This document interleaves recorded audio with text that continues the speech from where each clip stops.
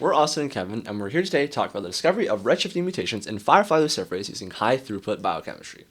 And so to start, let's talk about Firefly Luciferase, which is shown on the right. It's a protein that, upon certain conditions, will start to glow, and is a very common reporter used in bioluminescence imaging. And the reason why it's very common is that it's stable and it has high bioavailability. What bioavailability means is that if I take it and I put it into my system, a vast majority of it is going to fold properly and glow the way we want it to. And so, how does it glow? When it comes into contact with ATP and O2, the luciferin will become oxidized, and this oxidization will cause glowing. And this glowing comes out at 560 nanometers, which is in the yellow to green range. But that's not the best color for imaging. What we actually want is something with higher nanometers, red, and that would be much better. Before we talk about the reasons for that, though, let's talk about some applications for luciferase, because all I've really told you is that it's a reporter, and it glows when there's ATP and O2. So, can anybody think of a scenario where we really want to be able to see ATP? Cancer! You see, tumor angiogenesis is crucial to understanding cancer. And the idea for this is that if you can understand how tumors grow, you should be able to figure out how to stop that growth, and by stopping that growth, you're able to cure cancer. The problem is there aren't that many non-invasive methods to image this, and so we don't actually know that much about tumor angiogenesis. So, that's our problem. And Firefly Luciferase is our solution. Firefly Luciferase images ATP activity. How might imaging ATP activity help us figure out tumor angiogenesis? Tumor cells spread. More cells means more ATP use. More ATP use means more bioluminescence. And so on the right, we have a figure of a paper that basically just looking at tumor angiogenesis with Firefly Luciferase. And the very top, at day 17, you can see that the cancer hasn't grown that much yet, and in turn, the bioluminescence is not that bright, shown by how there's a very small blotch of purple in the middle.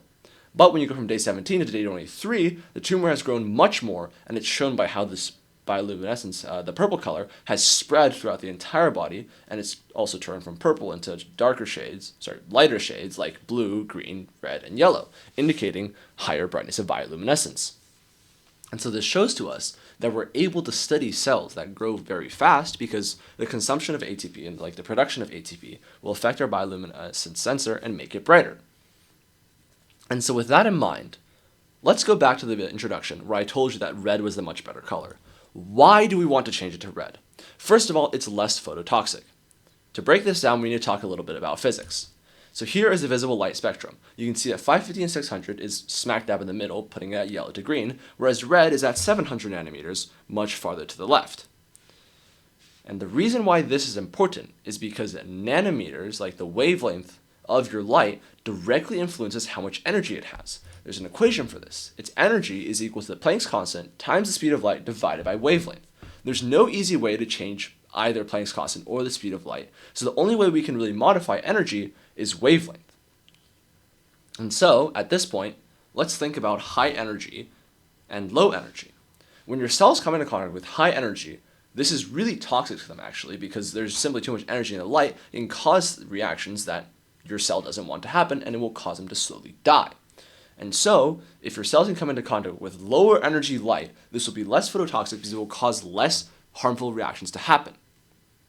And so we know that we want to change our wavelength in a certain way that will reduce the energy of our light. So if we look at the equation, we can see that wavelength and energy are inversely proportional. So by increasing wavelength, we can reduce energy.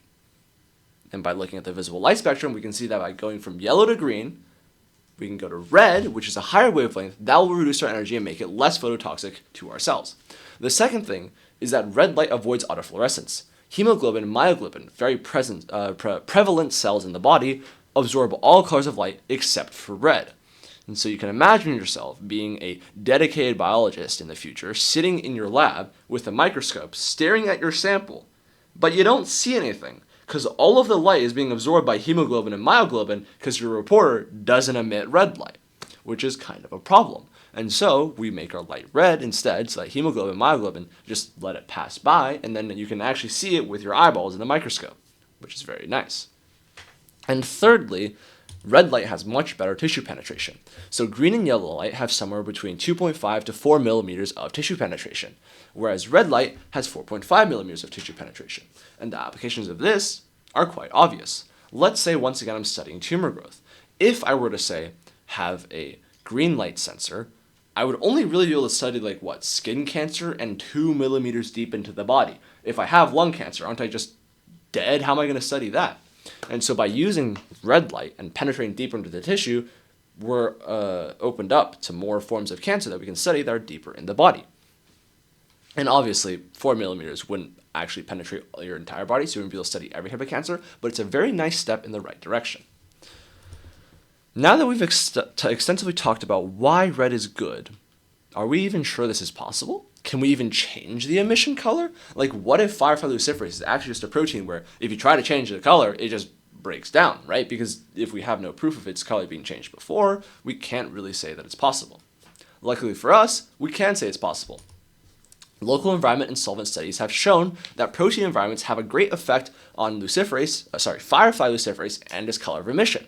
In addition, in nature, there are red and blue shifted homologs. So this tells to us that red shifted Firefly Luciferase is 100% possible because we've seen the effects of these environmental factors, and we've also seen homologs that exist with the color in nature. And so, how is this traditionally accomplished?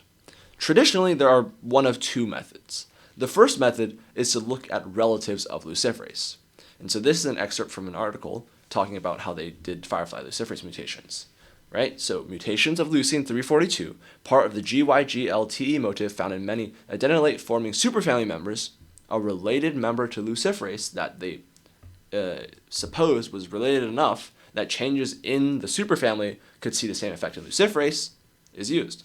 So for example, if we were to apply this to our situation, instead of looking at Firefly Luciferase, maybe we're looking at, dolphin luciferase, right? And we have a mutation at position 1 from A to L that makes dolphin luciferase much redder.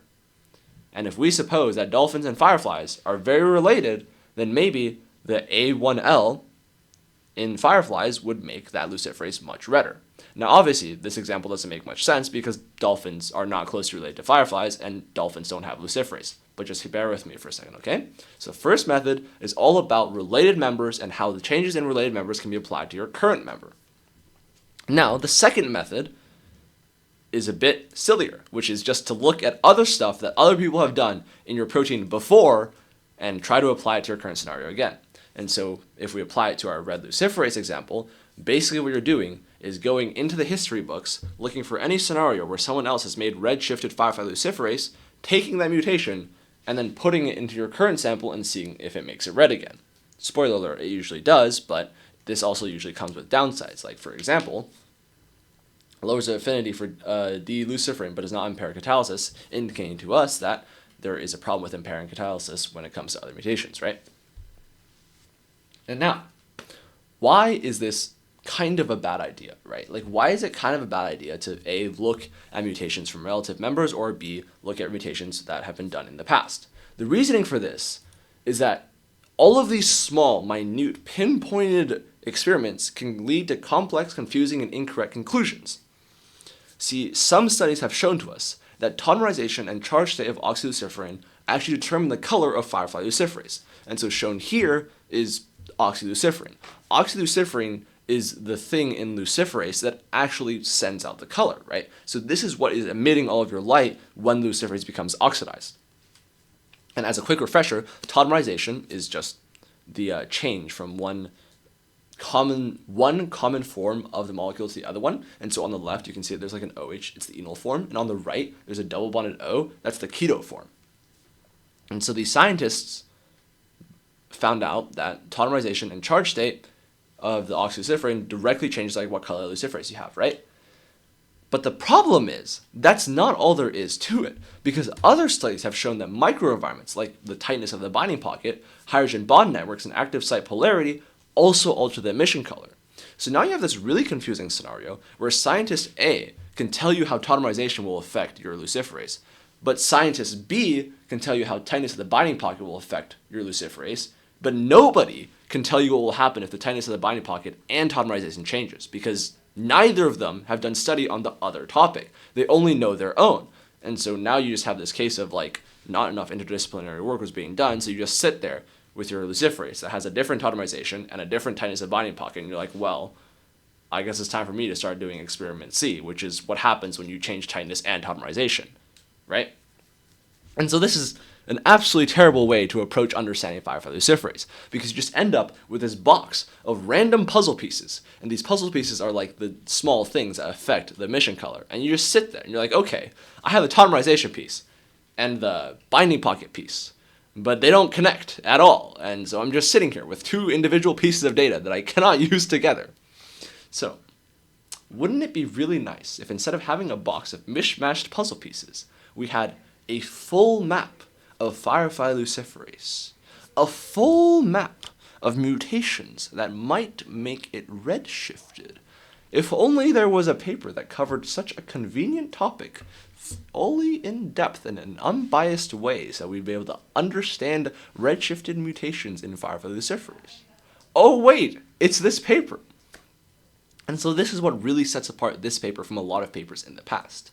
Because Professor Cavalcanti and et al. Have decided to take an unbiased search of the entire enzyme for redshifting mutations, they have developed a much clearer picture of what actually affects redshifting in Firefly Luciferase, right? And so with that picture, they're able to develop sensors much better. And in the future, down the line, when people are looking at redshifting mutations for Firefly Luciferase, they will be able to work with a much bigger pool of information because they've been given such a clear map of what the protein actually looks like. And so the way Cavalcanti et al. Have done this search is they've used deep mutational scanning combined with statistical coupling analysis in order to find key positions that to mutate. And from here, Kevin will take over to explain how all of that math and all of that searching was done to find these mutations. So now we're going to go through some of the procedure of how they found these redshifting mutations in Firefly Luciferase.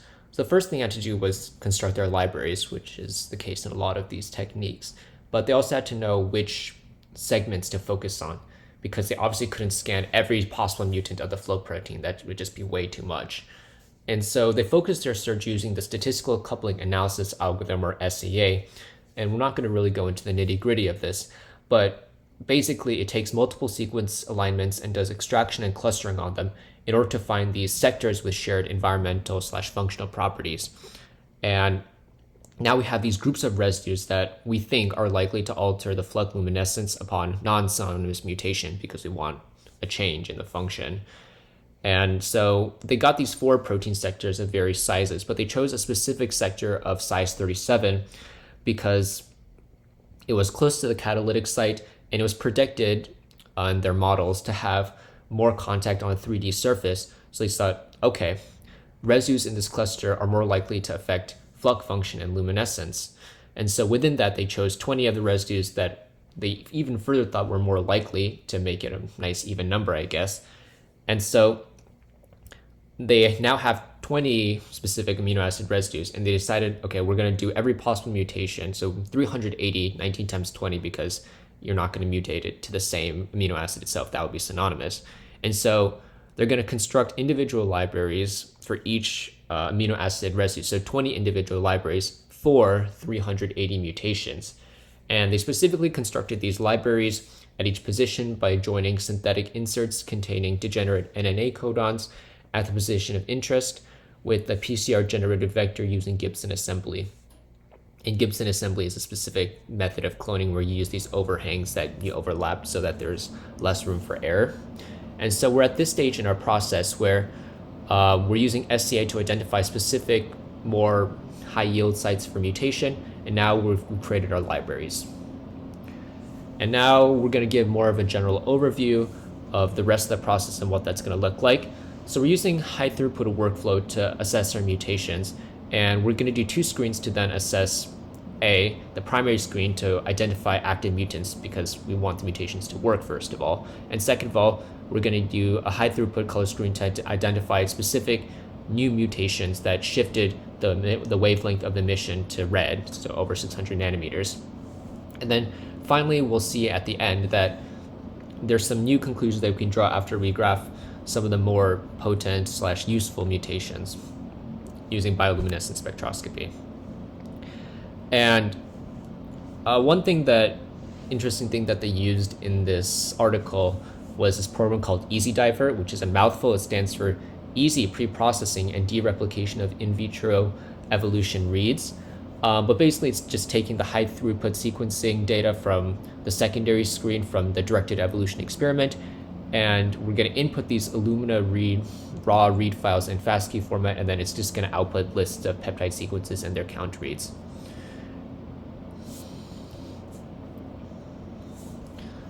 So the primary screen, we're screening each mutant. Remember, right now we have it's still a large list of 380 mutations, but here we're just looking at each mutation position for bioluminescence activity. And so this is going to show the relative mutability of each position, so specific amino acid position, to give us a better idea for our next step. But they're using this top plating method, which each individual library, which we have 20 of for each position, was embedded in a thin layer of top agar-containing transformants, as well as isopropyl IPTG to induce protein expressions. And under these specific conditions, the active mutants emit light, which we can detect with the CCD or charge coupled device. And so the ones that are green here are more active, so we're thinking that the more mutable, we can induce mutations of them. And the red ones are less mutable. And so a lot of the time when it's immutable, it means it's important to protein function, and it's often also far away in the tertiary structure. So similar concept to SCA, we see these clusters of regions with similar levels of mutability.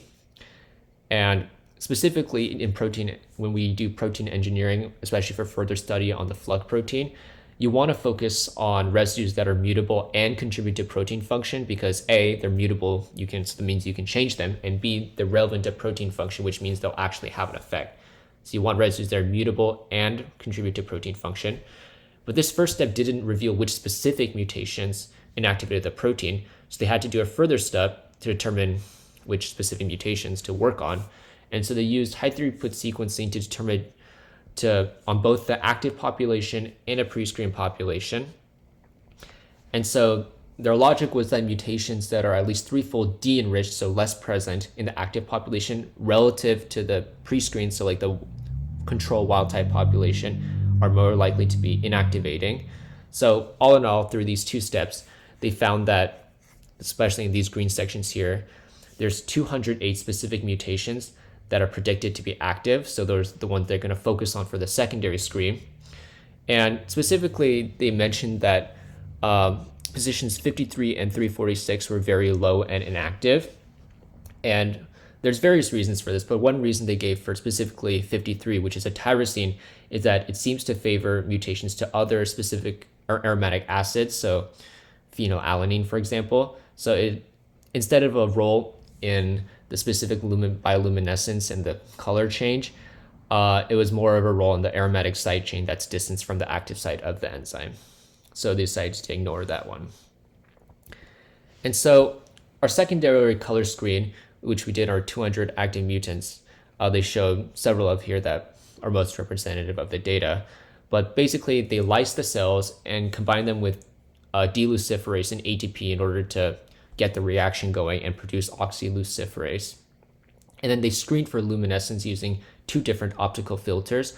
One of them is 620 to 40 nanometers, so that's more of a red signal, and the other one is 528 to 20 nanometer. And so the ratio of the signals that you get from these two optical filters are your color score, because since the 620, the red signal is in the numerator, the higher the color score, the more red it is. And they measure this using RLU, which are relative light units. And on the left here, you can see that they had two internal controls, the wild type and CUL2. CUL2 is just a well-known shifted red mutant, so we have those internal controls. And so, yeah, looking at this, there's some really big, there's some mutations with really big color score, median color scores, especially 229X and 352X.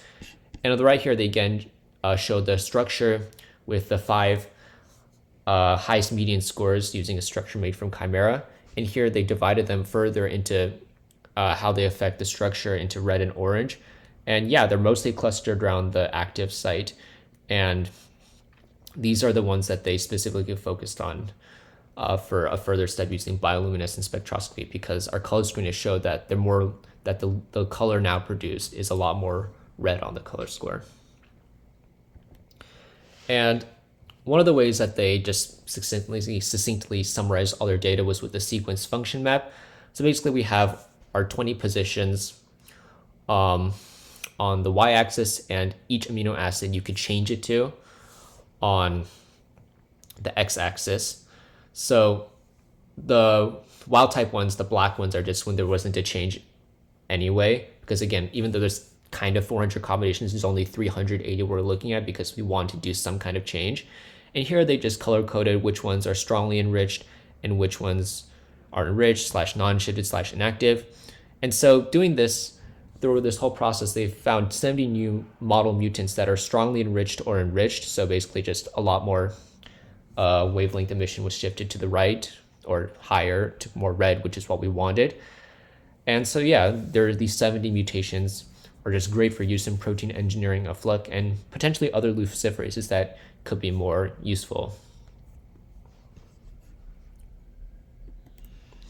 And so the final thing they did was they graphed their 6 best mutants on the right here using bioluminescent spectroscopy.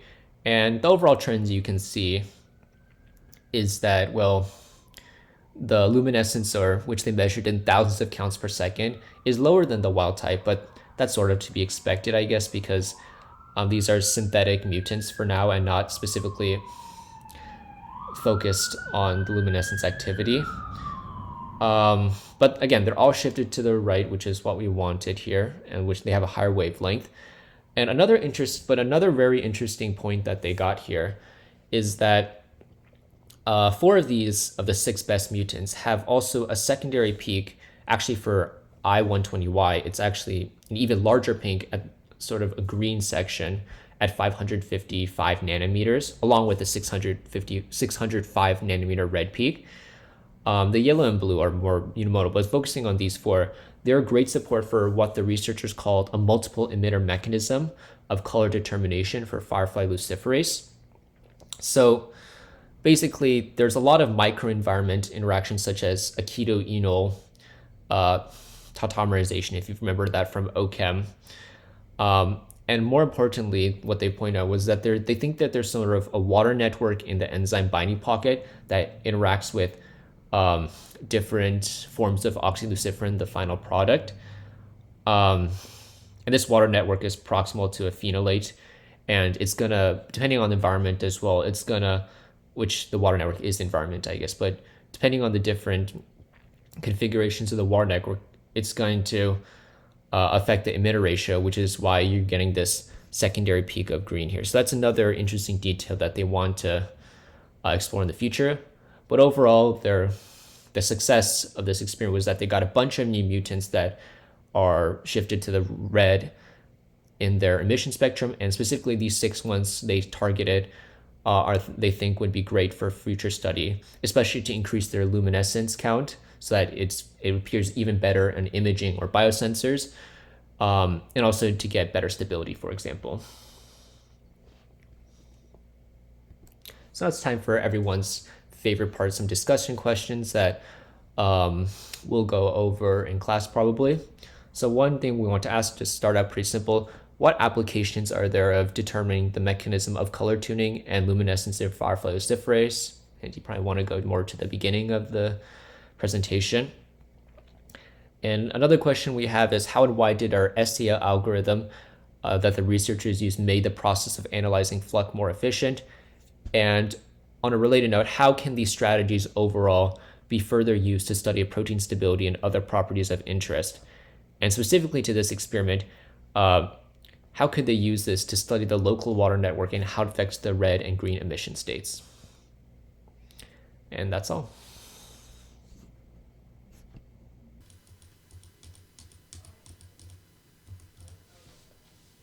Hello again. I am back with more discussion questions. The first question: What are some benefits of using bioluminescence over fluorescent proteins like GFP? For my non-biochemistry students, don't worry, I prepared a refresher on GFP.